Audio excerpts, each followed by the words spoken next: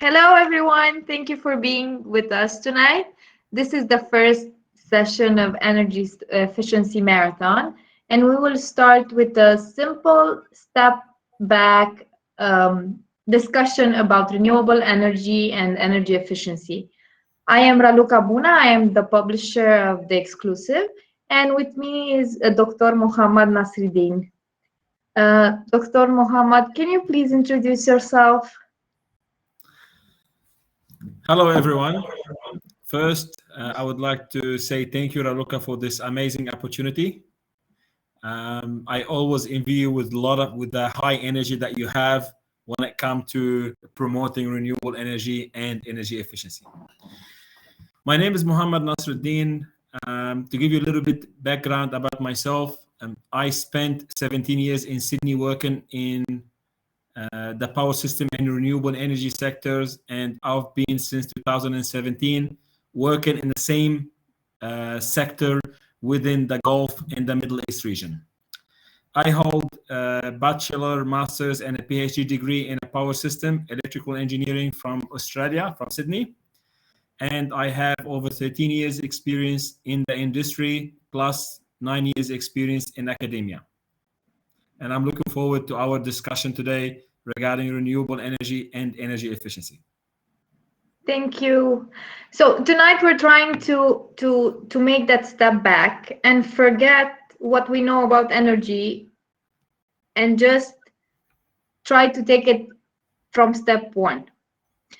Okay. We have some goals that I would like to achieve by the end of this session, which are to understand better what is renewable energy, energy efficiency, how can we apply some simple tips just to make things better in our homes, and what do we need to know when it comes to picking a system. So I will start with the simplest question of all. What is energy efficiency? Okay. Energy efficiency means that I can get the same outcome with less required energy as an input. That's the simplest way to explain energy efficiency. I can give an example, a car. For example, I can use a car to take me from point A to point B. Same weight, same arrangement. However, I have an energy management system inside it that consumes less energy for it to drive me the same distance, which means the system now, this car, it's higher efficient.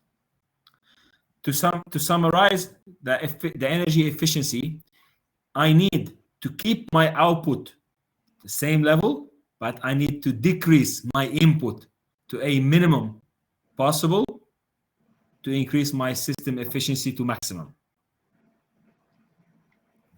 How do people, or how can we know at home the input and the output? Okay. Let's go back to our house. Our house, there are multiple elements, multiple electric equipment that always exist. Lighting, let's look at lighting, and let's look at a refrigerator, for example. In lighting, when the lighting first came, we used to use light bulb called 100 watt, light bulb called 200 watt, for example, to give a certain illumination limit to certain lighting to our room. Now, we can replace this 100 watt with an 11 or 18 watt LED to maintain the same lighting level, which means instead of spending 100 watt of electric energy to maintain the room lighting in an acceptable way, I can spend now 11 or 18 watt to light my room. Similar when it comes to the actual fridge. When they introduce first the fridge, the compressor of the fridge usually consume large amount of energy. Some of them, they could consume 1 or 1.5 horsepower. Nowadays, we have a refrigerator that consume every 24 hours less than 1 kilowatt hour per day, which is very efficient.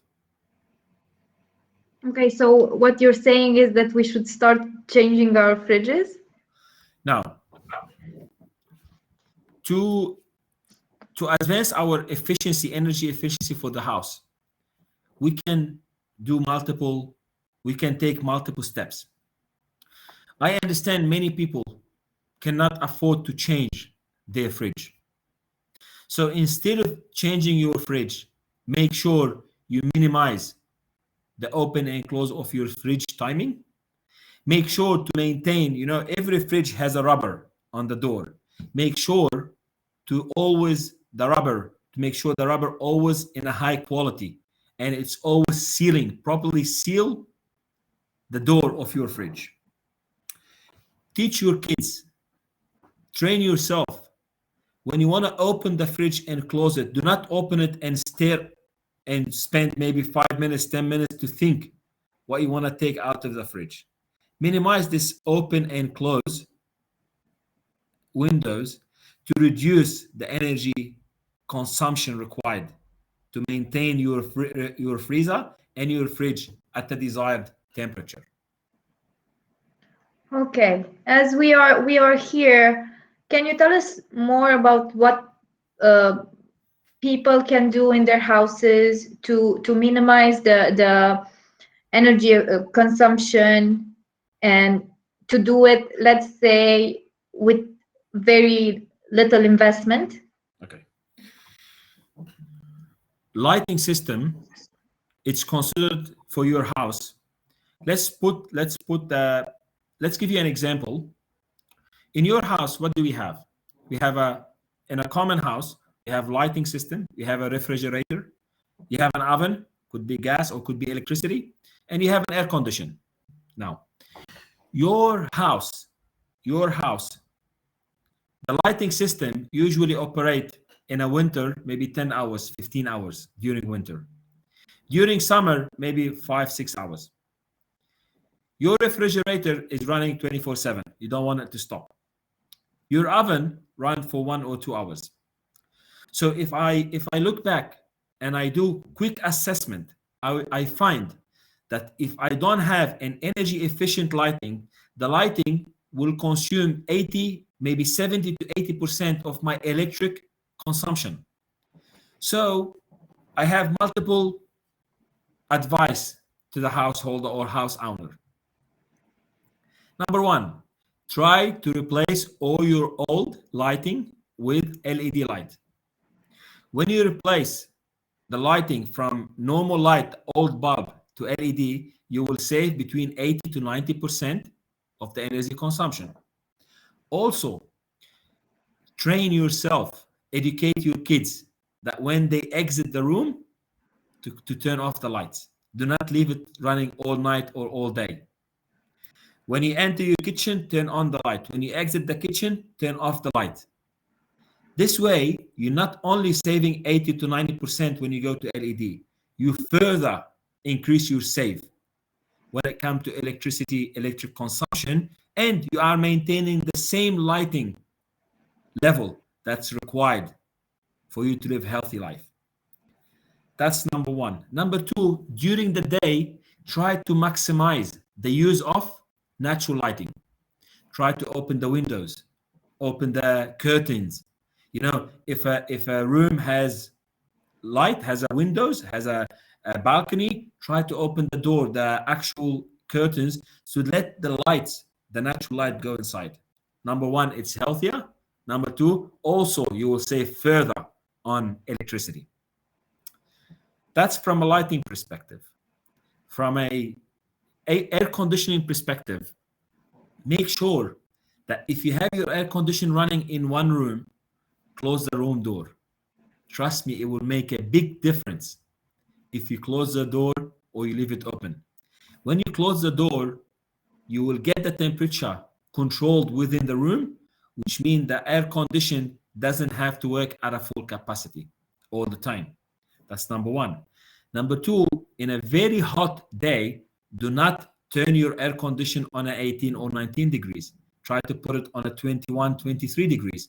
Because if you put it on an 18 degree during a very hot day, the actual air condition is putting massive effort to drop down that temperature. While if you put it on a 22 or 23 degree, you still feel the comfort between the outside and the inside, and your system work under less pressure, less electric consumptions.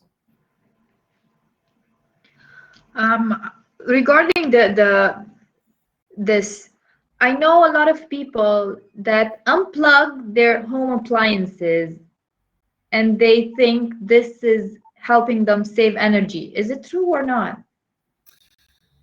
Now, you can, if you unplug it, of course, if you unplug any electric appliances, you eliminate your usage.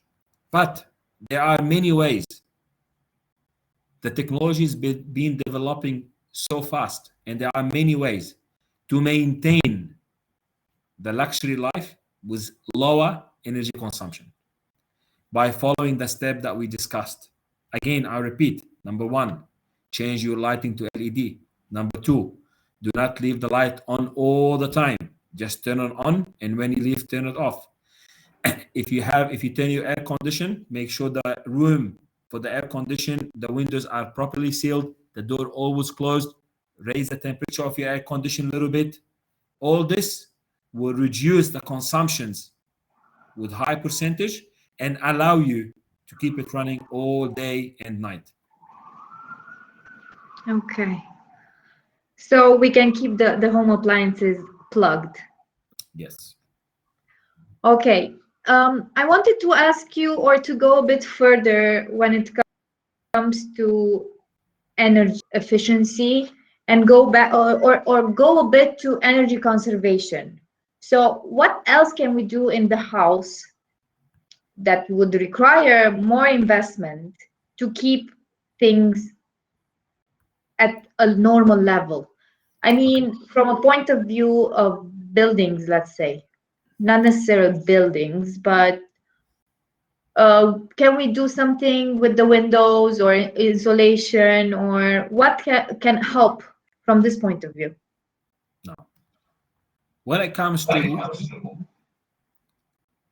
buildings, or if you are building a new house, or if you have a sufficient money to alter your existing house, there is a stuff called passive cooling and passive heating.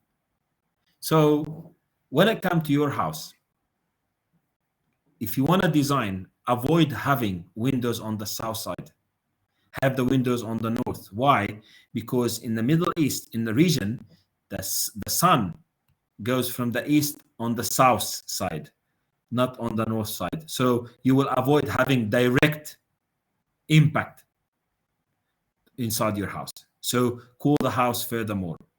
Try to have, if you have windows on the north, on the south side, try to extend a balcony on top of it to actually provide a shade. That's known all of it as a passive measures. If you, for example, you want to invest furthermore into stuff called building integrated photovoltaic system, you can physically create a void between your building and additional wall where you can actually get the hot air goes up through ventilations. So all this will help you to cool down the house.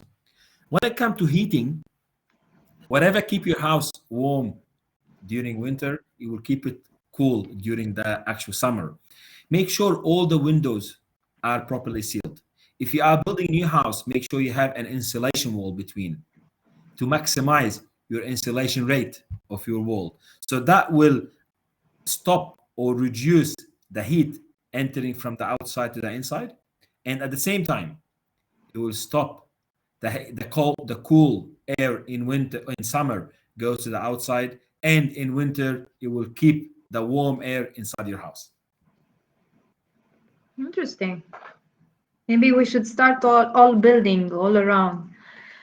You were telling us a bit earlier that children should be taught how to turn off the light and to use less the fridge and so on.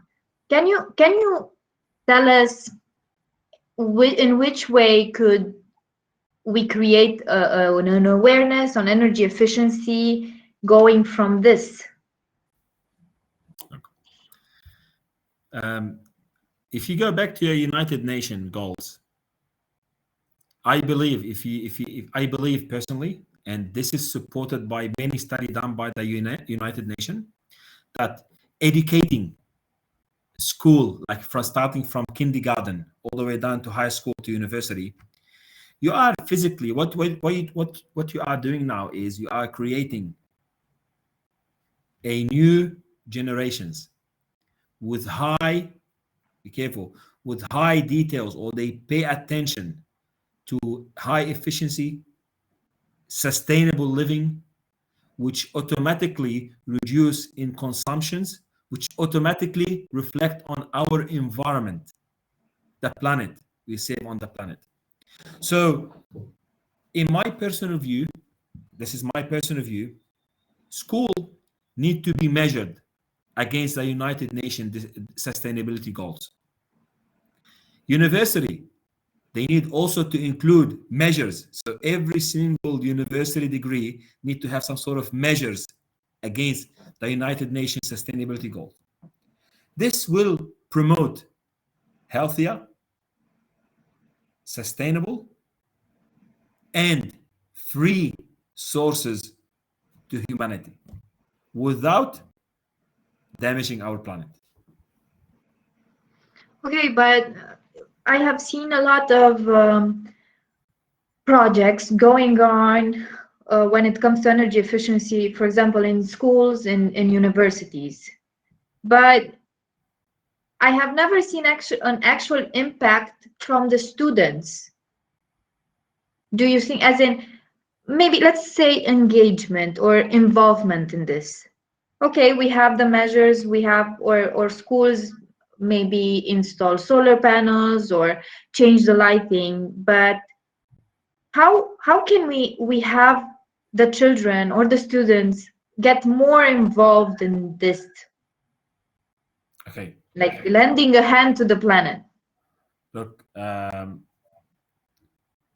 kids at school, especially at young age, they would love to come up with a new topics that they can discuss with their family.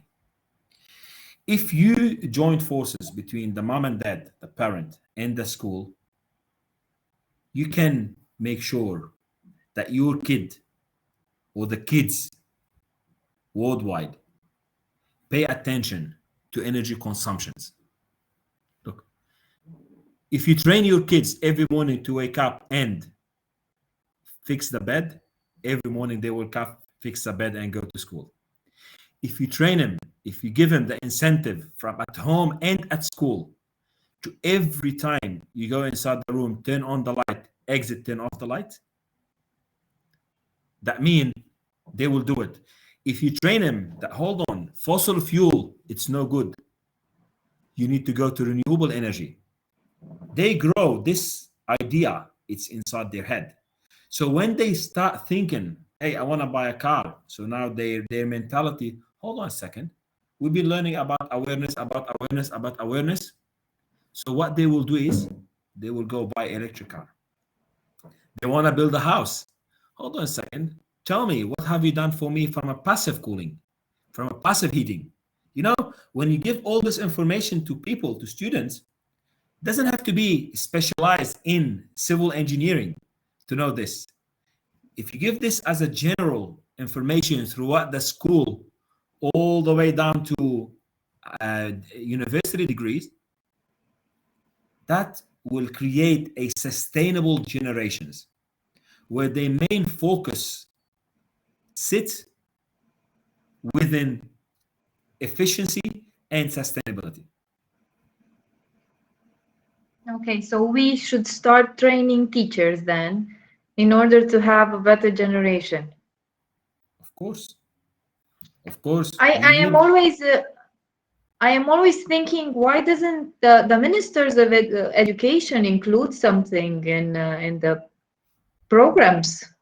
Maybe Look, that will help.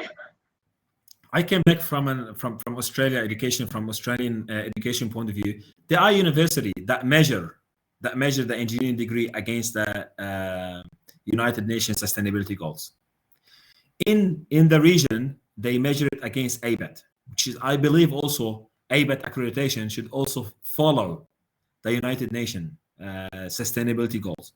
Look, when it comes to sustainability, it's not only in engineering, it's in finance, it's in project management, it's in dispute management, it's in every single activity, it's in event. Sustainability in event, everything you can build sustainability inside it. And when you build sustainability inside it, in reality, what have you done? You reduce the cost on the long run, you achieve higher outcome, you save your planet, and you save on money. Imagine the entire generation they build with a critical thinking, with an ideas purely about sustainability. What will be the output at the end? That when they want to action their word, they always put sustainability first priority. When we first start promoting safety is first priority, trust me on this. Students, when they go outside, they will say, look, this is unsafe act. This is a safe act. So when you train them like this, their mind start thinking this way. When they go outside, look, this house, it's efficient. This house, it's inefficient. Even it's outside their core experience, but they have some sort of background knowledge. Yes. I wanted to go back on something that you said, and it's related to knowledge. How can we know how to pick a home appliance, for example? Who should teach us this? That should be part of, like I said, if throughout the school they teach the kids what's sustainability, what's energy efficiency, and how to practice it, this will come as we go, as we educate our kids from kindergarten all the way down to university degree. Now, when it comes to home energy efficiency, number one, we need to focus on lighting. Number two, we need to focus on the fridge. Number three, we need to focus on our air conditioning. Number four, we need to focus on our, is it electric stove? Is it gas stove? What type of appliances I'm using? So for lighting, my advice, go through LED. LED lighting, it's very efficient. The cost of it is not high, and will save between 80 to 90% of your lighting consumption, which is, by the way, it's the highest if you use an old bulb.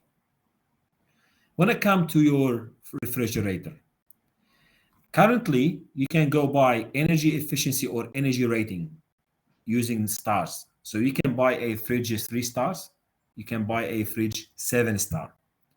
The higher the star, the higher the efficient. But let me give you an advice. Whenever you want to go buy a fridge, check how many kilowatt hour will consume per day.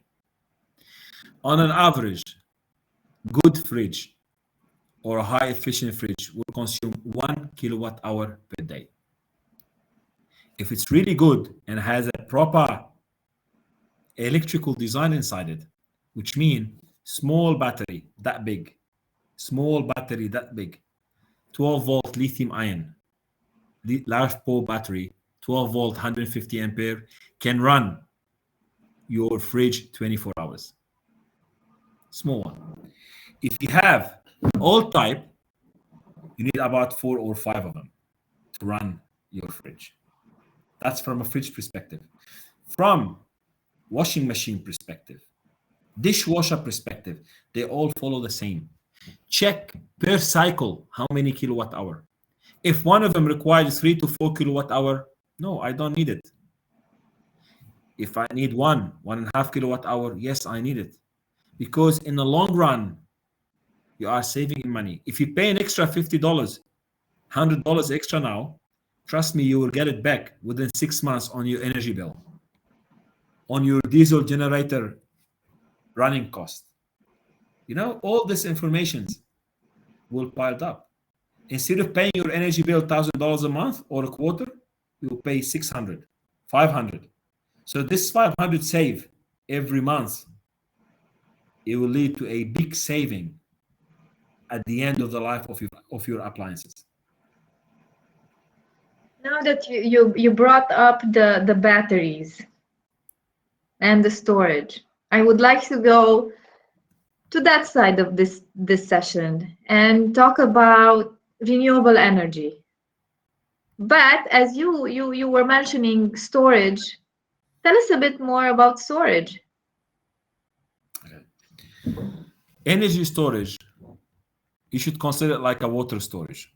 It's a device that stores a limited amount of energy.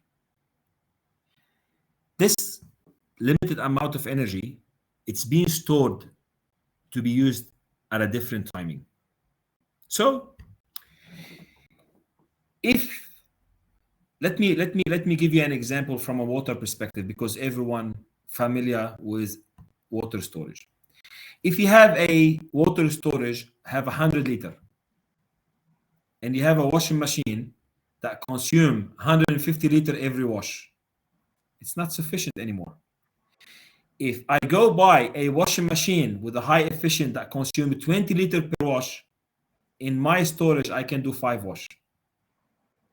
Same in electricity. If I have an old lighting, one bulb, which is 200 watt, and I have a small battery, the 200 bulb will run maybe I'm lucky to run it for 5 hours or 6 hours on a small LiFePO battery. If I transfer this bulb into LED, I can run the same light density. I can run it maybe for 30 hours, 40 hours, depending on the LED level that I use. So to choose your battery sizing, you need to know how efficient are your appliances. Now, Okay, so practically we should know, or we should be able to actually, let's say, make a small energy or unofficial energy report or audit on our house, correct? yes, you should be able, before you go and purchase a battery, you should do an audit on your house. What do you need to run on the battery and for how long? And that will be a great task for a high school student, because they teach them the stuff at school, to come back and do an energy audit in their house. Now, when it comes to batteries, let me go a little bit more technical. Currently in the market, we have 2 type of umbrellas. One of them sit under lead acid, one of them sit under lithium ion. Under lithium, let's call this lead acid and this lithium. Under the lead acid, we have the sealed lead acid that comes under it, that gel in the AGM, and also next to it comes your normal tubular, normal acid batteries. Under the lithium ion, or the lithium, they sit the iron and the iron. I don't want to go into the remaining items because they're not used often. The lithium iron phosphate, known as a LiFePO, are the commonly used inside the car and your home. So when you want to go ahead and buy batteries, first do an energy audit. The energy audit will tell you the energy required to support your house. Then you go choose one of these batteries that can support your house electrical requirements. Okay. So everybody, if you don't have a high schooler at home, borrow someone. Maybe the neighbor has one, so you can get an energy audit. Yes. For your house, so you know what batteries you should install. But now let's go further, because if we connect the situation in Lebanon with our discussion, our main problem at this moment is the lack of electricity. It's not that we literally don't have enough to actually say that we need to conserve. So can you tell us a bit more about the options that people would have from this point of view? Okay. The problem in Lebanon, people think it's complex. Some other people think I'm one of them. That's not complex at all. The reason, Lebanon is blessed with more than 300 days of sun. More than 300 days of sun. Lebanon has a capability to support, every single household has a capability to support its energy requirement at least 300 days a year. Now, the cost under the current financial market, it's gone up. However, also the diesel and the petrol and the private generator went up. So my recommendation for every single household to consider renewable energy with an energy storage. Start with the essential use for your house. What's essential use for my house is education for my kids. So I need lighting, computer, and internet. This plus the refrigerator. Now, when it comes to air conditioning, when it comes to all the other stuff, in my personal view, in a pandemic, these are not essentials. In a pandemics, we need to think. We need to think, how can we overcome the pandemic at a minimal cost? If every single house in Lebanon converted only for lighting, TV, light, TV, internet, and a refrigerator, we will become a sustainable country from this level. Now, when we become sustainable at this level, automatically this will reflect positively on all the other sectors, from a finance, from electricity, from the government, from CO2, and so on. But I want to ask you about the households or the houses that actually don't have the space to accommodate the solar panel system, for example. Now, What then? if they don't have the space, if they don't have at all the space, this is questionable, because I'm pretty sure they always have a space to support their lighting and their internet. Because all you need for the lighting to be supported, 2 panels. The problem is, in Lebanon, everyone, based on my experience, most of the people want air conditioning to be running all night. They want the heating to be running all night. They want all the stuff. That's what required a massive system. In a standard house, all you need is a 24-volt, 150 ampere hour LiFePO battery to support your essential need. That's all what you need to support your essential need. Apart from that, everything else, smooth. How can we teach, or let me put it this way, what should people know when they want to install a solar system? So for example, what they should ask, who they ask, and what should be their main concern when it comes to picking out a solar system or a brand or things like this. Okay. Look, electricity by its nature, it's a dangerous. Could cause fatality, could cause permanent damage to human, could cause major damage to buildings, could cause fire, explosion. So I advise and encourage everyone to seek the service from a professional with record experience. Please, you do not want to install a system that causes you harm to you or to anyone in the building in the future. You want the system to be installed by a professional that have experience in all type of protection, mechanical and electrical protection. And you want your system to be installed in a safe and located at a safe location as well. What do you mean by safe location?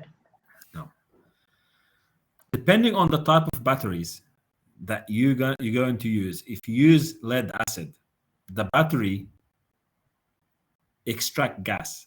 During charging and discharging, there will be gas that leaves the battery. These gases are toxic and flammable. To put it next to a flammable source, it could cause a big problem. That's number one. Number two, if you store any type of battery next to a heat source, that's a sign of high danger.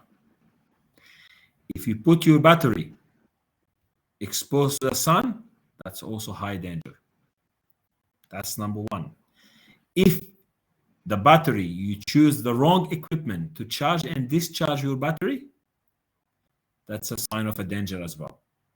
So I need to make sure when I engage a professional with a track record experience, they have due diligence to assess the situation, to install the correct mechanical protection, the correct ventilation for my batteries, the correct electrical protection as well, and to make sure that the system is tested in a safe way before they put it into commission. We talked a lot about risks and what can happen if the system is not installed correctly. But now I would like to ask you, what are the risks of inefficiency of the system? Okay. If you install the system with a very low efficient, what does it mean? You spend a lot of money. I'm going to put it not from a technical point of view. I put it from a financial point of view. I can go spend $1,000 and get a return of, for example, 5 kilowatt hour per day. If the system inefficient, I installed an equipment worth $1,000, but I'm getting now 2.5 or 2 kilowatt hour per day or 3 kilowatt hour per day.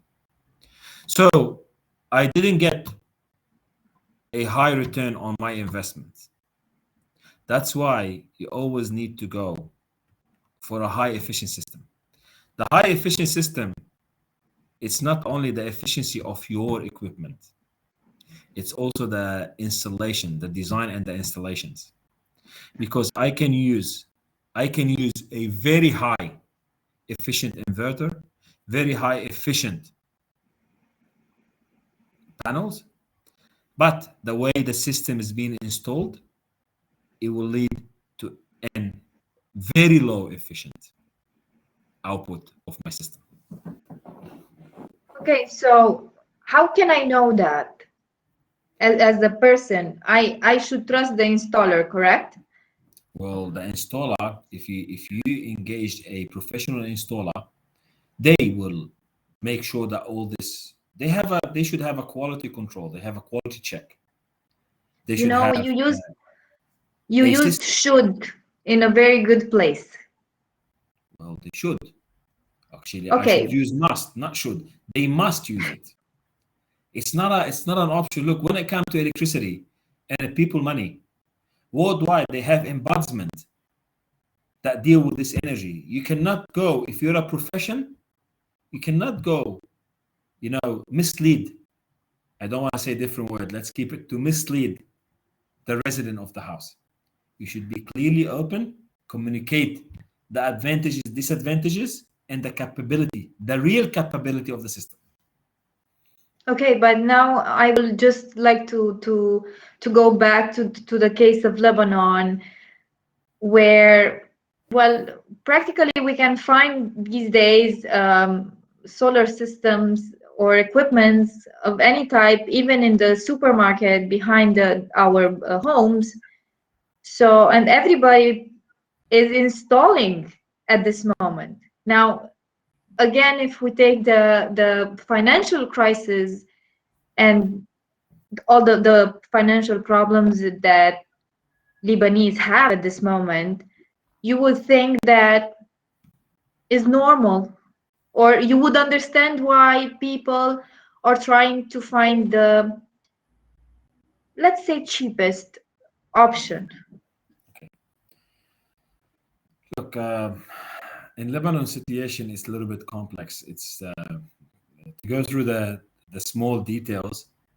It's a little bit complex. It's a very hard to put it in a nice term. Look, let me say one thing. In English, there's a say: cheap is expensive, expensive is cheap. When you get cheap product, you should know that's not going to last you too long. When you get an expensive product, okay, expensive from a professional people, it will last you long. That means it's a cheaper on the long run. Now, look, I've been approached by a lot of my friends in Lebanon, and they will always ask me that question. I tell them, look, these days, the internet, it made an open market. So, for example, if you want to buy a brand of an inverter or a panel, it's a very easy to check the prices at the manufacturer. If the price at the manufacturer is cheaper by big margin, maybe.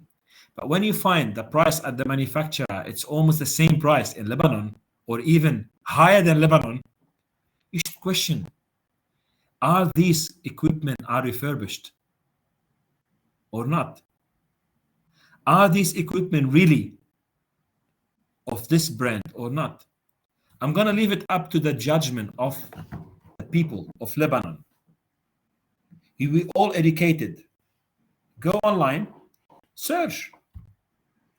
You want to buy this brand? Search for this brand. How much it costs at the origin? I'm buying an Australian product. I can go check what's a product in Australian market. What's a product at the manufacturer in Australia? If it's more expensive than Lebanon, I should press a brake and question, are these products Australian or not? I will never go, especially for electrical and electronics component, for a reason. Electricity, if you mismanage it, could cause harm.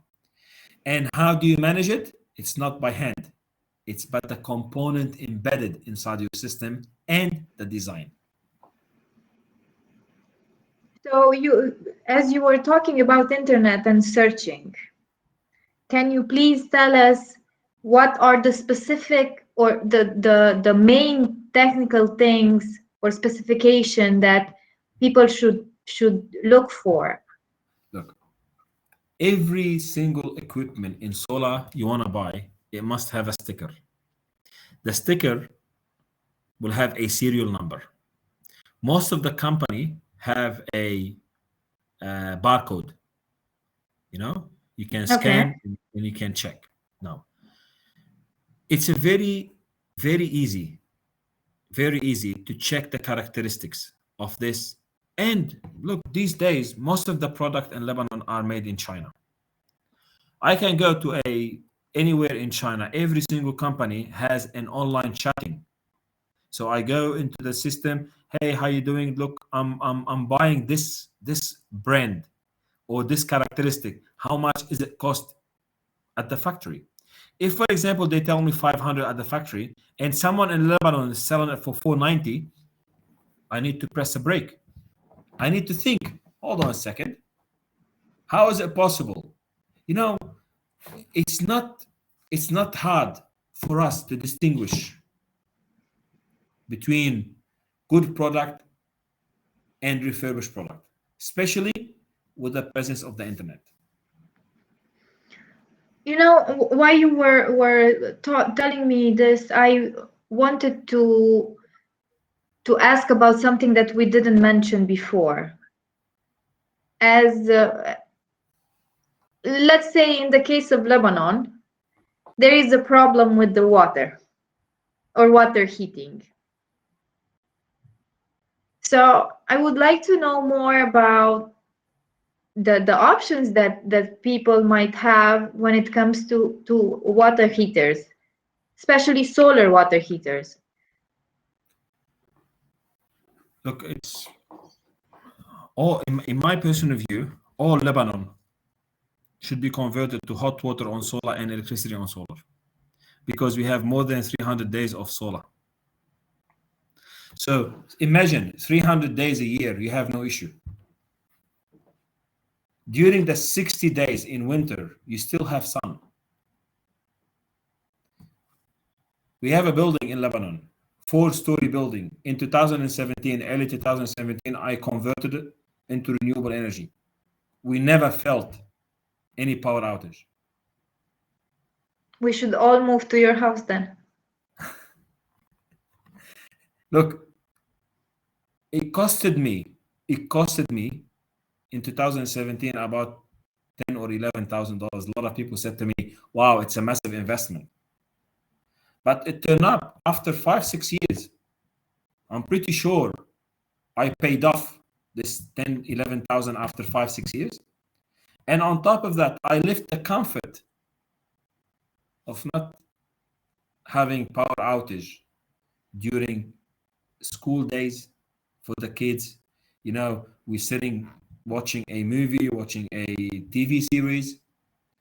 So at the end, we paid for our comfort, and at the same time, we have return on investment almost 3 to 4 years. So we hit 2 birds in 1 stone. Because you were talking now about payback. What should be the normal payback period at this moment for a normal, let's say normal solar system? Look, in Lebanon, if you're talking about Lebanon, in worldwide, it's about 3 to 5 years. Okay. In Lebanon, I cannot measure it. There's no electricity. So how can you put a price on a stuff you don't have? Well, we cannot say we don't have. We, No, you don't have. Let me tell you why. Let me tell you the reason why is currently the electricity is 1 or 2 hours a day. Let me go a little bit more about the network in Lebanon. In Lebanon, we need 3.6 gigawatt of energy. That's our consumption, peak consumption, and we don't have 1.5 gigawatt of productions. So, in my personal view, to maintain electricity in Lebanon 24/7, it's a long way, long way. That's number one. Number two, the cost of electricity generation worldwide. Let me talk from the Gulf. It's 11 cents per kilowatt hour. I go to Australia, it's 27 cents. It goes up and down depending on the peak. Go to the state, to Europe. It's very expensive. So Lebanon, to start generating and going on the normal life, they need to go up maybe 15 cents per kilowatt hour. 15 cents under the current economics, it's about 6,000 to 7,000 Lebanese livre per kilowatt hour. So every house, it's going to be, they're going to spend on electricity way more than their salary. So to be frank and honest with each other, the situation, it's not to get electricity, it's not as simple as they think, because it's not only the generation the problem. What about the distribution network? What about the actual transmission network?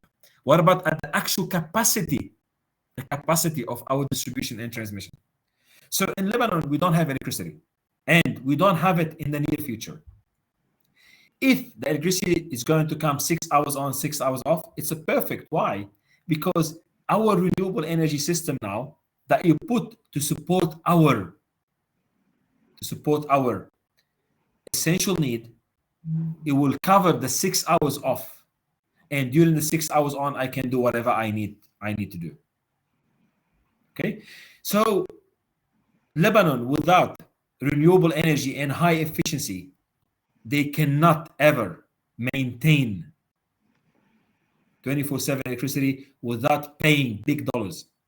When the electricity of the government be 6,000 or 7,000 Lebanese livre, the private generators will be 10,000. which means if you want to compare it, the return on investment will be almost 2 years or 3 years. Because even though it wasn't in my plan to go this far, we hear about this gas deal with Egypt a lot. We hear about all kind of hopes that are given to us that the situation will be solved in a month to 6, depending on whoever is sharing the news. But we never hear about any upgrade of the power plants. We never hear about the network at all, as you were saying. So could we believe something from this news? Look, from your point of view, of course, non-governmental from a technical point of view, look, I'm gonna support my statement based on 13 years working in the power system industry in Australia. I'm gonna support this. We have two elements. Let me go more technical. We have a green area and a brown area. The green area is when you build something from scratch in a power network. So I have a green power system or a green project. I mean, it's from scratch. I have a brown transmission line or brown substation. That means I have an existing one. I need to modify it. The cost and the time required to modify an existing one, it's way more complex, cost more money, way more complex, take more time than building something from scratch. So to build something from scratch, you need 3-4 years. To refurbish something, maybe you need way more time. I don't want to be, let me be optimistic. I think the world will see the fastest country that will convert into renewable since the PV or the renewable energy picked its momentum until now. The way we are going in Lebanon, I think, and I'm very comfortable to say, that give it a couple of years, we are going to have the highest rate in sustainable energy on the planet. The percentage, not the size, but when it comes to percentage of green energy versus consumption. I don't want to say the generation of the government. I want to say the consumption versus the renewable energy when it comes to residential properties. Okay, but now that you mentioned, in other countries, we have the government being very involved in several strategies and regulations and legislations, and let's say give all the support that is needed for people to be, let's say, motivated to install, and not only the need. So how would you see that happening actually here? Because I think we should have a whole session about electric network in Lebanon and how can we what can be done in a short term to at least relieve a big percentage of this dilemma. Look, Lebanon, especially Lebanon, and I can explain this in a different session. We can have 60% of our electricity within a year restored from renewable energy. However, we cannot restore 60% or 70% of our energy using fossil fuel from Egypt, from Jordan, from Syria, from anywhere. It's not possible. From renewable energy is the cheapest and the fastest track. Now, it's been ignored. I'm not sure why, but from a technical perspective, and I'm happy to have a debate with whoever disagree with this. I have my fact, I have my numbers. Let them bring their fact and their numbers to the table, and we can have a discussion, debate, maybe on this forum, on a different forum, to show them that the fastest, the cheapest, and the healthiest way out of this pandemic is to go decentralized renewable energy system. That's it. Well, we can have this conversation at the Energy Strategy Summit on the 3rd of March. Yes. But you're saying that and it's true, we can have 60%, but we go back to the old problem, that is the grid. So when you say 60%, you mean 60% off grid? No, the decentralized, it will require. Look, like I said, you need a long session to explain this, because I don't want to make a statement that I won't be able to finish it now. Okay. When you go to decentralized systems, the decentralized system required minimal work when it comes to grid. What our government proposing is centralized system. That's where you need a massive work on the grid. It's two different approaches. And the Industrial Revolution 4 and the advancement in automation, management, renewable energy storage, electric vehicles, everything do not support centralized system that we're still going for. Centralized system, it's good for 1970s, 1980s. In 2000, it's not acceptable anymore. So, look, I spent 17 years working in this network planning and planning when it comes to electricity, and I can see it in Lebanon. The number of waterfall we have, number of small rivers we have, the number of solar, the number of mountains for heavy wind. We can do like I said, we can do a remarkable change over. But the problem is sit beyond the technicality of it. Let's discuss it during the summit. Yes, let's discuss it I during agree. the summit. And in the summit, maybe we can have some sort of session about Lebanon fast track. How can they fast track the network at a minimal cost? We're happy. I'm happy to present facts when it comes to actual cost and the time frame required from A to Z, and how much you will save on the deficit of electricity every year. Okay, I will keep this in mind, and hopefully we can have something, let's say, more tangible, and discuss more about this at the upcoming event. But now I have two questions that are not from me, and I just received them now. And one of them is, how does energy efficiency contribute to economic growth? Okay, yeah, that's a good question. Now, let's first agree on economics growth. If I have a company with less operating cost, automatically when I cut my operating cost, if I maintain my revenue at the same value and I cut my operating cost, automatically this will be a financial growth. Don't you agree with me, Raluca? Automatically. I do. So what's energy efficiency? If I manage to cut my energy consumption by half and maintain the desirable output, that's good growth. Allow me to link it to the sustainability cycle in Lebanon.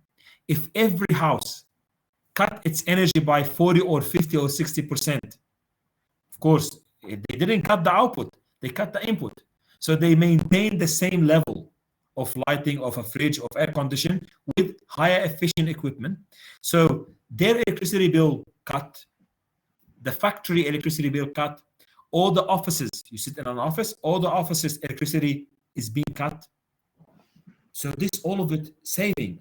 What will happen the government deficits also will be reduced. So automatically, you are impacting positively on the economic of the country. So energy efficiency, it not only leads to saving on my end, it will impact on a positive way the economy of the country, especially in the case of Lebanon. Okay, so here how we can all save Lebanon or help Lebanon in a little way. That's right. The second question is, how does energy efficiency improve over time? I'm not sure how I'm gonna put it in a straight answer. Look, the technology is being developing too fast, and energy storage and renewable energy and the motors and the generators, all of them is being developing, and their capacity are increased, and their efficiency are reaching almost 98, 97%, 99%. So the development in power electronics and the development in technology from an energy management perspective, from now we're going to introduce stuff called artificial intelligence, machine learning, all this will be added together to advance the efficiency of our grid, our entire power system, which also advance the efficiency of our transportation system, which also advance our energy distribution system. At the same time, it will play a massive role in managing and increasing the efficiency of your house. So with time, as we saw, let me give you a small example. Now we can rely on a smart energy management system that costs maybe a couple of dollars for the light to turn on and off by itself using sensors. See, before in 1980s, maybe that wasn't. Now that's nothing. Tomorrow in the future, you will have a small device that you put in your house, and they will do all the energy management for you, all the energy efficiency for you. You went to this side. I would like to ask you. Maybe you can go a bit further. When we talk about energy efficiency or energy efficient smart technologies for the house. Now, this is not something that we actually need. This is something that we want. Look, what do you think about this? There are some countries that they have a drought from water. They force every single new house, every single resident to put a water tank storage to catch all the rainfall to be used to save in their water resources. In my personal view, driven by the United Nations sustainable goals, driven by the government, that their CO2 commitments, I think there should not be any development application worldwide approved without including massive passive cooling and heating and provision for a renewable energy system inside the house. It must be wired and designed for a home automation system.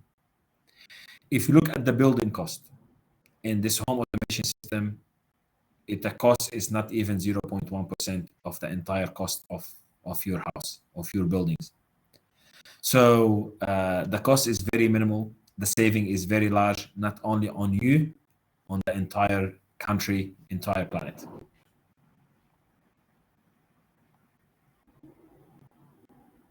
Okay. I wanted to ask you something about energy efficiency when it comes to energy poverty.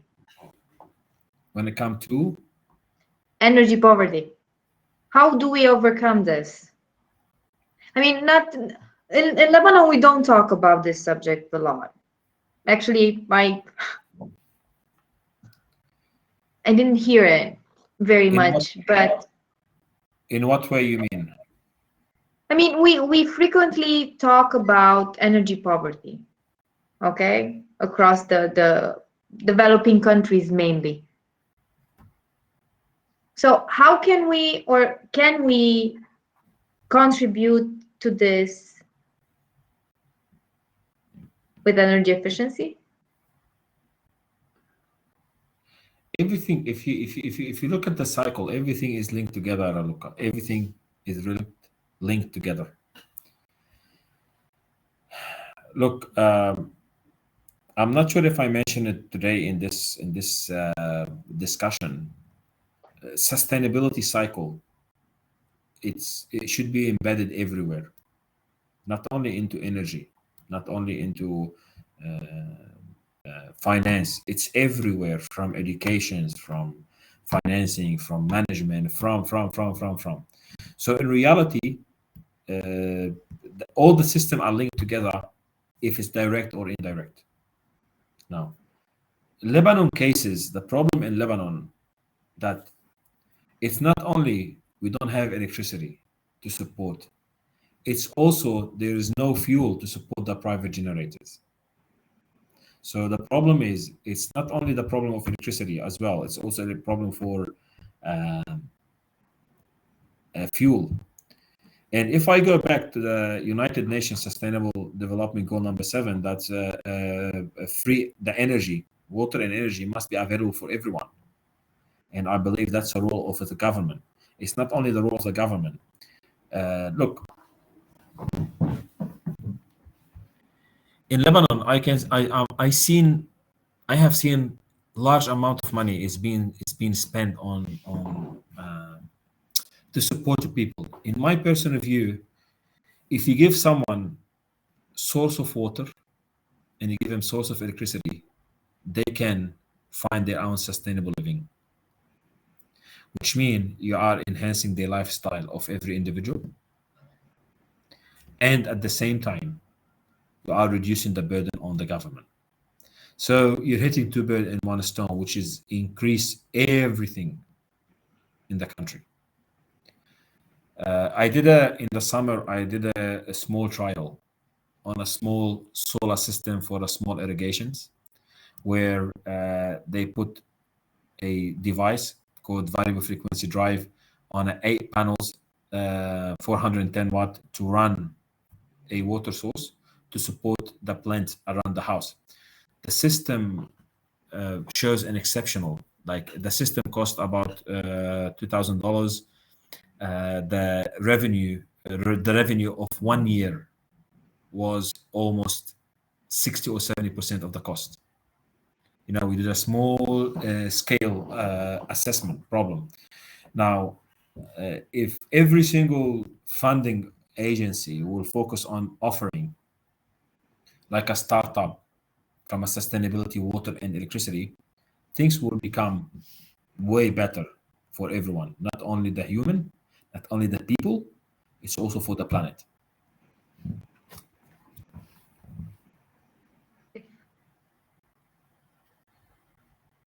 If they would. They will at the end. Just to wrap this up,